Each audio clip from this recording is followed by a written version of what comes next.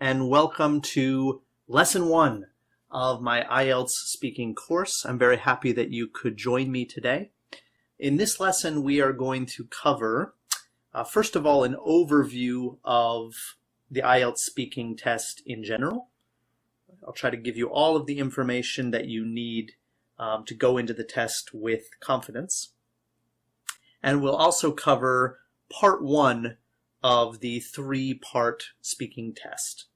All right, we're spending one full lesson on part 1, even though it really does constitute a smaller portion of the actual test. So without further ado, let's go ahead and get started. Let's cover some basic questions related to the IELTS test. The first question: how long does the speaking test take? Okay, this is probably the most important thing that you need to know. The entire test takes 11 to 14 minutes. Okay, that is 4 to 5 minutes on part 1, 3 to 4 minutes on part 2, and 4 to 5 minutes on part 3. All right, so 11 to 14 minutes all together. The second question: how is the speaking test scored? All right, we're going to cover the rubric in more detail in a later lesson, but for today, let's just cover the basics. Fluency accounts for 25%. What is fluency exactly? Well, it depends on how high you want your band score to be. Speed is a big part of fluency. The connectedness of your speech is a big part of that. Also, your intonation. Okay? Basically, fluency is how natural and comfortable you sound when you speak the language. Vocabulary, 25%. Okay? You'll want to use semi-academic vocabulary, probably as academic as you can without sounding unnatural. Okay? Vocabulary also includes idioms, and we'll spend some time talking about idioms a little bit later. I have some special advice for you regarding using idioms in your test. Grammar is 25%. Like I said, I am a grammar nerd. Sometimes I have to be careful not to dock too many points for grammar if I hear mistakes, because I hate hearing grammar mistakes. But I understand that it happens, and this is a test about communication. Grammar is really only 25% of what it takes to communicate your ideas. Overall, in the students from China that I have seen, I have noticed that grammar tends to be higher than the other categories. The lowest category is typically fluency. Grammar and vocabulary tend to be higher. Pronunciation, 25%. This is probably the most difficult one to judge as an examiner. Because you have to decide if something is... Sometimes a pronunciation mistake does not cause a problem for communication, okay, for comprehension, for understanding. However, the line between causing a problem and not causing a problem is sometimes a little bit blurry. And the next question: how many questions do I have to answer? Part 1, you'll probably experience 12 questions.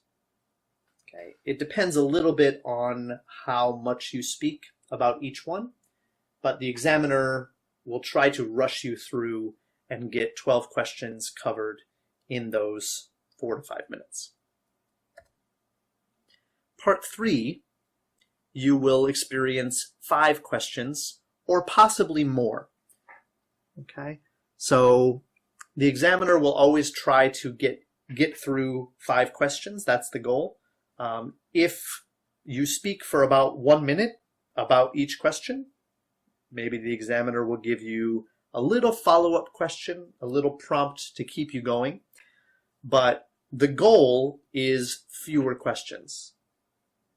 One of the main things that the examiner is looking for is your willingness to expand your answers, your willingness to speak without being prompted. Okay? So if you're able to speak for a full minute about each of the questions that your examiner gives, that's 5 minutes, 5 questions. Perfect. You have a better possibility for a high band score, for fluency especially, if you can speak for a full minute on each question. And that gives you 5 questions total. Okay? If you end up getting 8, 9, 10 questions, that means you are showing that you are unwilling to expand your ideas, and that will lead to a lower fluency score. So be careful about that. What if I don't understand the question? This is a question that a lot of students ask me. Part 1, they say something like, how often do you wake up before 9 o'clock? And you say, sorry, I didn't catch that. I didn't understand the question. What can you do? Should you just guess? Should you stay silent? What should you do? Ask the examiner to repeat the question. There is no penalty for asking the examiner to repeat. Okay? Perfectly natural to misunderstand one question. Listening comprehension is not part of the rubric. Okay? So don't worry about it. If you end up asking 2 or 3 times, then it starts to be a fluency problem. Okay? But asking 1 time to repeat the question, no big deal. In fact, in part 3, there are some times when it might be difficult to understand what the question means. Maybe you understand all the words, but you don't know the meaning. You can just ask them to explain what the question means. Use some different words. Totally fine. Okay, don't be afraid to do that. Next question, will I get a lower score if I have an accent? A tough question. Luckily, the answer is no, not if you are understood clearly. Okay? If the examiner can understand you clearly, accent is not a problem. Okay? Accent generally does not count as mispronunciation. Okay? It's mispronunciation if it can't be understood. Okay? So don't panic if you have a thick accent. Try to do your best to isolate those words that cause understanding problems. Okay? And I'll help you with some of that later on. Moving on. Part 1. Here's what we're going to cover in terms of part 1 here. We'll start by looking at the possible topics that you could be asked about. And then we're going to move on to some practice tests. All right? We're going to actually give you a chance to practice your answers. Okay? Kind of a mock test scenario just for part 1. And then I will explain some sample answers that will give you a very high band score. Okay, let's get into it. Now, the main thing to remember about part 1 is that you're not here to try to show off your vocabulary or your advanced grammar. Okay, you have part 2 and part 3 for that. Especially because any sort of attempt to find those vocabulary words or use that advanced grammar is going to cause you to hesitate. Okay? And that is going to hurt your fluency score. So in part 1, what you want to do is show off your fluency. Okay? Try to speak as quickly and as well connected as you can, and show that you can use the language naturally, easily, without kind of awkwardness. Try to be as natural as you can. That's the key for part 1. Save the fancy grammar and the fancy vocabulary for parts 2 and parts 3. Part 1 is all about you, your life, and your country or culture. It all covers you. It's focused on you. There will be 12 questions based on 3 topics. Part 1 cannot go beyond 5 minutes. So it's possible that the examiner will interrupt you. Okay, so think about that. 12 questions in 5 minutes. Okay, so if you spent 30 seconds answering each question, that would give you 6 minutes. Okay, so you got to think 20 to 25, maybe 30 seconds before the examiner cuts you off. Okay, so don't feel embarrassed if the examiner interrupts you. Don't feel that you are doing something wrong. If anything, force the examiner to stop you. Okay, that is probably your best strategy, is just speak until you are interrupted. Okay, or at least don't feel like you need to stop. Okay, and don't feel surprised if the examiner interrupts you. Here are some topics that you might get asked about. Okay, there's a lot of topics here. It might be overwhelming. Okay, I think there are 30 topics here total. Okay, this will give you a lot of options for practice. Okay, but there are a few topics that always come up, or very often come up. Work. This is one that's very common. The first question you are likely to get is, do you work or are you a student? Okay, if you work, you need to practice these questions. What is your job? Do you like your job? Do you get on well with your colleagues? By the way, what does that mean? Get on well? Get on. In American English, we would say get along with your colleagues. Get on with your colleagues. Have a good relationship. That's what that means. Why did you choose that job? Yeah, that's a question that you need to think about and consider so that you have a good answer for. Where do you work?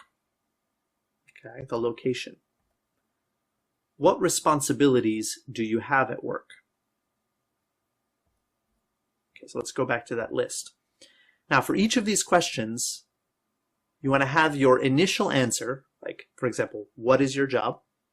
Okay, so let's take me, for example. Okay, if the examiner asked me, what is your job? I would say, I am a professor. Now, if I stop there and just say, I am a professor, it sounds like I am unwilling to expand my answer. Okay, so for each of these questions, you want the simple answer and then at least 1 or 2 sentences of expansion. So for example, examiner asks me, what is your job? I'll say, I am a university professor. I teach English conversation and English writing to students in Korea. And most of my students are freshmen or sophomores. So I teach the kind of required classes, the required curriculum for my school. Okay, that's like 15, 20, maybe even 30 seconds of material. That shows to the examiner that you are confident, that you enjoy speaking, that you have no problem expressing and expanding your ideas. So for each of these questions, think of the basic answer and then the expansion. If the examiner asks you, do you like your job? And you say, yes, I do. You're automatically losing a band score for your fluency right there. Right off the bat, your examiner is thinking, probably a 4 or 5 for band score, I guess, right? The examiner is immediately going to prejudge you on this. So the main thing for part 1 is to expand as much as possible so the examiner thinks, this person is comfortable and willing to speak. Okay? So moving on to the next topic, Study. Let's look at the questions. What do you study? Why did you choose that subject? Do you like that subject? Is that a popular subject in your country? What are the main aspects of your subject? That's a tough one. You got to think about that one. Do you plan to get a job in the same field as your subject? If you had a chance, would you change your subject? Okay, so it's all about really the subject that you chose for study. Okay? Yeah, everything is honed in on that idea. So whatever you answer at the beginning, what do you study? Be prepared to talk a lot about that. Okay? For a lot of these questions, the same information applies to all of it. Okay, so my major, my undergraduate major, was philosophy. Okay, so the question of why did you choose that subject? Do you like that subject? What are the main aspects of the subject? If you had a chance, would you change your subject? All of those questions are asking me to explain what it is that I connect with philosophy. Okay, so all those questions are really the same. It just means, philosophy, tell me more. Tell me more about it, right? So prepare kind of one basic answer, prepare one set of ideas, okay? And you can use it for almost all of these questions. The one that is harder is that a popular subject in your country? And that one takes a little bit more thinking. Yeah, you need to explain a little bit about kind of maybe the economic or educational situation in your country. So that takes a little more work. The rest of those questions should be very easy to prepare. Now we've got two more main topics here. First, home. So where is your home? Who do you live with? Do you live in a house or a flat? What would you change about your home? Do you plan to live there in the future? How long have you lived there? Do most people live in houses in your country? Are there many rooms in your home? Okay, so take that list of questions, think about each question, think about your basic answer. Okay, so who do you live with? I live with my roommate. And then tell more. Okay? Don't just say one sentence. I live with my roommate. His name is Eric. His personality is very different from mine. He is very clean. I am a little bit more dirty. So we work well together because he cleans up after all of my messes. So I'm very happy. There you go. Nice, long, expanded answer. Hometown. Where is your hometown? Do you like your hometown? Do you often visit your hometown? Describe your hometown. Is there good public transportation in your hometown? Has it changed much since you were a child? What would you suggest a tourist do there? Okay. So again, a lot of these questions can be combined together. Okay. Do you like your hometown? Do you often visit your hometown? Describe your hometown.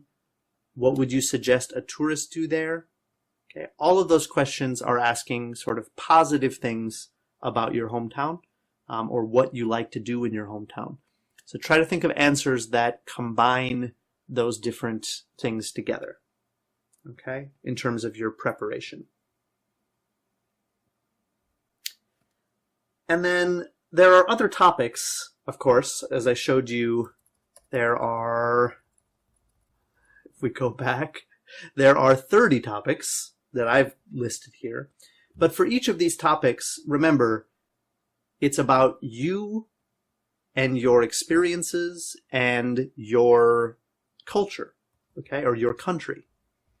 So when you're preparing, just remember, it's you, your life, and your country.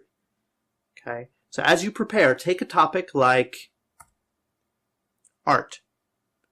Think about questions related to you and art. Like this one. What kind of art do you like? Okay? Or do you like art? Why or why not? Okay? Or do you know an artist? Do you know any artists? Could be a question. What kind of art do you have on your wall? Could be a question. Okay, so this is all about you, your opinions, your ideas, etc. Your life. Have you ever been to an art gallery? Okay, so these are your experiences. Okay, so a lot of the questions in part 1 are about things that you have experienced. Okay. And your country. Okay, these are a little harder to imagine, but is art popular in your country, for example? Okay, these questions take a little bit of thought, the country ones. Okay, even me, sometimes I take the IELTS speaking test just to keep myself familiar with it, and even myself, when I take it as a test taker, these country questions sometimes kind of, they make me hesitate because I'm thinking, I don't really know. It's a hard question to ask. Be prepared for them. Okay, study these country questions. Go through each topic and brainstorm some questions related to your country. Let's take another topic. Evenings. Okay. So to prepare for the evenings topic, think of a you question. Do you prefer to spend your evenings with family or friends? Okay, this is your preference, your opinion. Your life. Do you do the same thing every evening? These are your experiences, right? And finally, your country. What do young people like to do in evenings in your country? Okay. Those 3 questions should basically prepare you for any kind of question the examiner could ask. All right, so as you prepare for part 1, go through, find a speaking partner, okay, or look in the mirror if you really have to, okay, and take each one of those topics and ask a you question, a your life question, and a your country question, and think about what you want your answers to be. You don't need to memorize them, but you should have them sort of in mind. You shouldn't go in there and have never thought about it before, okay? So this kind of question like, is art popular in your country? If you've never thought about that before, that's going to cause you some problems in the exam. Okay, so you don't need to memorize things, but make sure that you have thought about each of these things. Now, our strategy for part 1 is going to be quite simple. It's called 1 plus 1. Okay? Short answer plus 1 sentence of detailed support. Okay? No matter what question the examiner asks, you should be able to answer with simply 2 sentences. One containing your direct answer to the question. It shows that you heard the question, you understood the question, and then 1 sentence of detailed support to back that up. Okay? If you can come up with 2 sentences of support, sometimes that's fine. Honestly, 1 sentence should be enough. All right, so let's look at an example. Take a look at this question. What kind of art do you like? What kind of art do you like? Okay, so our first answer, paintings. I like paintings mostly. All right, there's our simple answer. We show that we understood the question, right? Then give some detailed support. Actually, I love art that has a lot of colors because color really has a strong effect on my mood.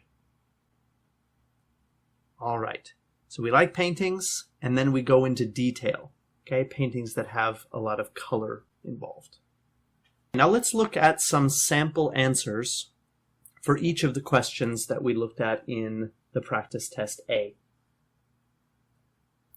First question, what is your job? Let's look at my answer. I am a civil engineer.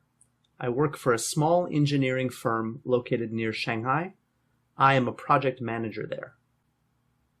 Okay, so it's kind of 1 plus 1, civil engineer, and then where. Okay, I also went into detail about where my firm is located. Okay, I also went into a little bit of detail about my actual job position, which is a project manager. Do you like your job? Here's a 1 plus 1 answer. Yes, I usually like my job, although it can be quite stressful. I am lucky in that the hours are quite reasonable at my firm, compared with other firms in the area. Okay, so I said that I like it, and I explained why in the details. Do you plan to continue with this job in the future? Yes, I don't really foresee myself moving to a different career. I've had a lot of success as an engineer, and I like the work. There's our 1 plus 1 answer. What do you study? My major is accounting.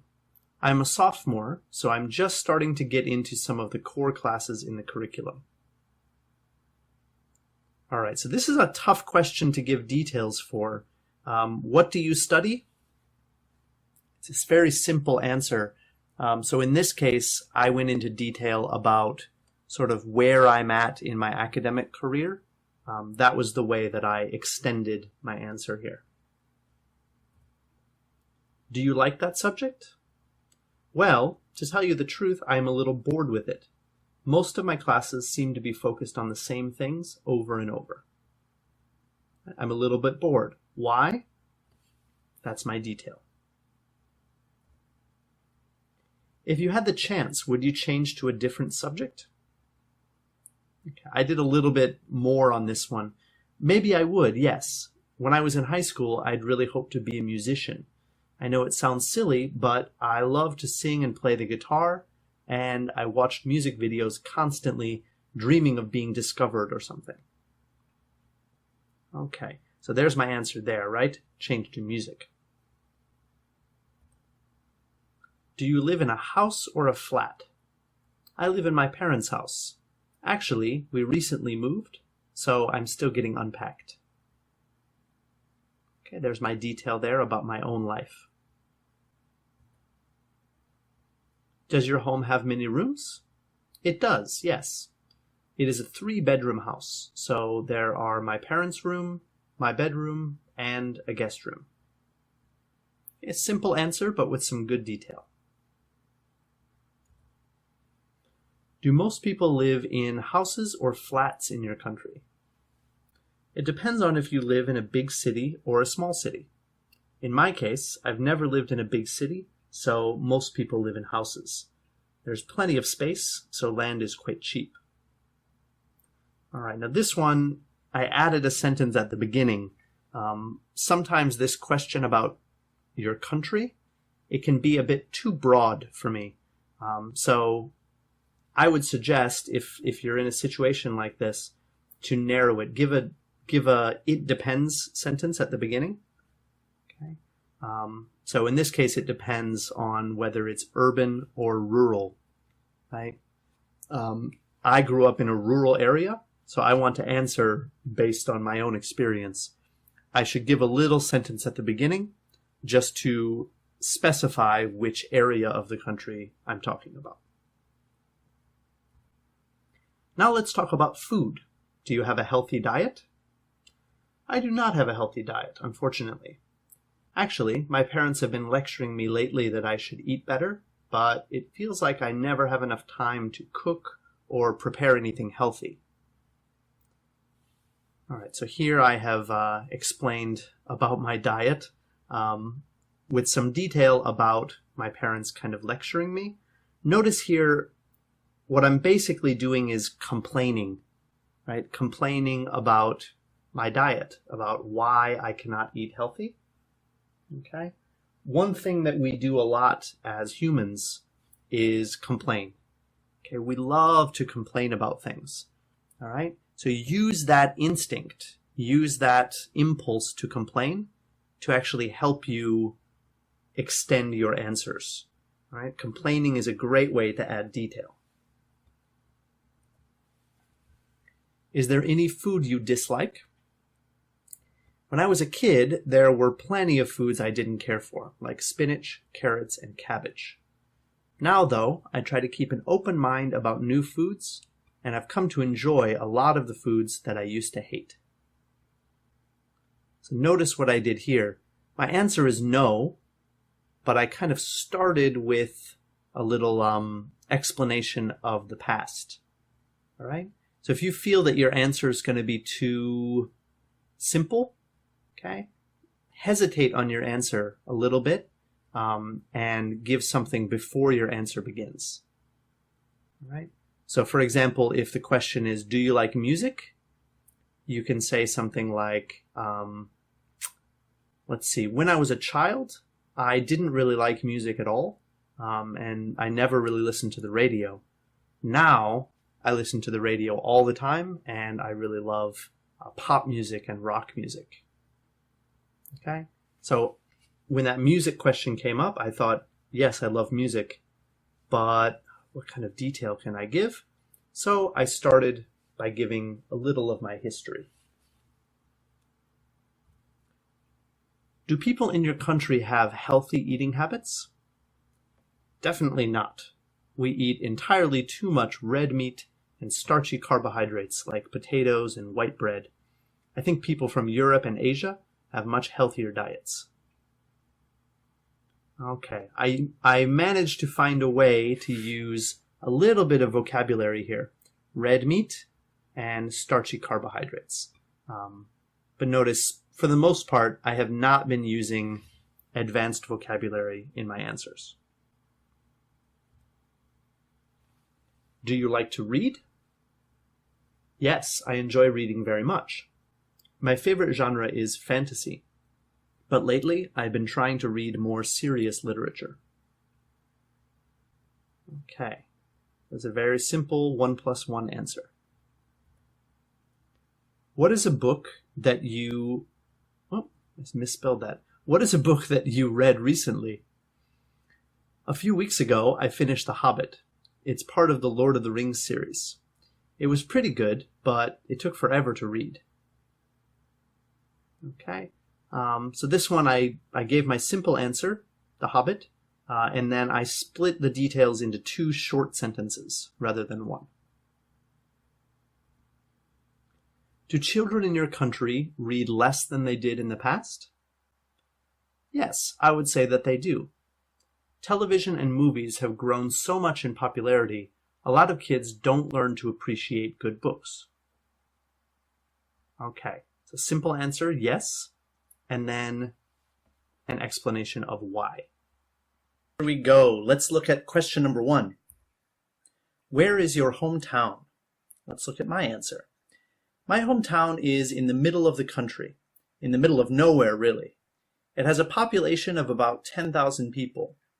Most people have never heard of it. Okay, so short answer, and then detail. Do you often visit your hometown? Not really, only once or twice a year.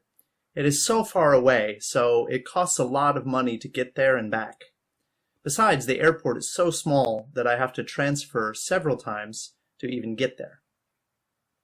Notice the simple answer, and I gave 2 details here. How could your hometown be improved? Well, the town is very boring, so it could be improved by adding some kind of entertainment, like an independent theater or an arcade. There aren't many young people who live there, though, so I doubt those kinds of businesses would succeed. Okay, so notice my answer, independent theater or arcade, and then my detail, those businesses would not succeed. Do you like sport? No, I really have no interest in sport. My whole family is crazy about soccer and baseball, but I've just never really understood why people like it so much. Now, I added this question because I thought it would be interesting to give you an example of a question that a lot of people struggle to answer. A lot of my female students get annoyed when they have to talk about sports because they often have no information about it, or they have no interest, you know. But this just goes to show that even if you don't know anything about the topic, at least you can complain about it. Okay, you can say something negative about it. Often that's just as natural as talking about your favorite soccer team. Okay? Did you play sport as a child? I never joined any kind of organized sports team, but I guess I had to play a little bit in physical education class. I was never any good, though. All right, so we have a kind of detailed answer and then a little extra added on there. What is the most popular sport in your country? The most popular sport would have to be American football. Every Sunday, people gather around their TVs to watch. Here's a very simple 1 + 1 answer. What is the weather like today? Today, the weather is gorgeous. I love sunny weather, even if it gets a little hot like today. It's been so muggy lately, but today is nice and dry. Okay, so I added a couple little details here. Does the weather ever affect the way you feel? Okay, notice in this case I split it into two pieces here. Very much so. Walking outside into the sunshine always puts me in a good mood, and I call up my friends to go for a hike or go out for drinks after work. On the other hand, rainy days or cold days make me miserable and antisocial. Okay? So sometimes a good way to add detail is to split your answer into sort of two pieces. Good weather, bad weather. What do you think of the weather in your country? Mostly it's okay, but the summers are unbearable. It is so muggy and hot, nobody wants to go outside and do anything. I've noticed a lot of students struggle with this question, okay, because it's so general. The weather in your country. A lot you can talk about. So pick one area, and I recommend picking an area that you don't like. As I said, it's easier, I think, to complain about things than to talk about how good things are. Do you have any pets? Yes, I have a dog. My parents gave him to me when I was 10 years old, so he's getting pretty old now. He's a really sweet dog, and he loves people. Notice I added a little extra detail there. My single detail felt a little bit short on this one.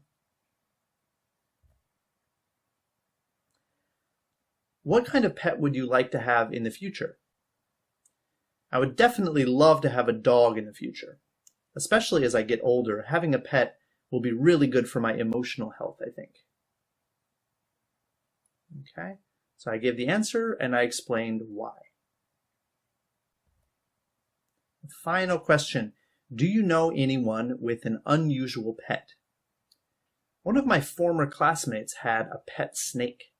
I don't really understand how you could love a snake so much, but she was really attached to it. Okay, so the answer, pet snake, and then my detail, my own reaction to that idea. Okay. And that concludes our lesson, all right? This is the end of my explanation of part 1.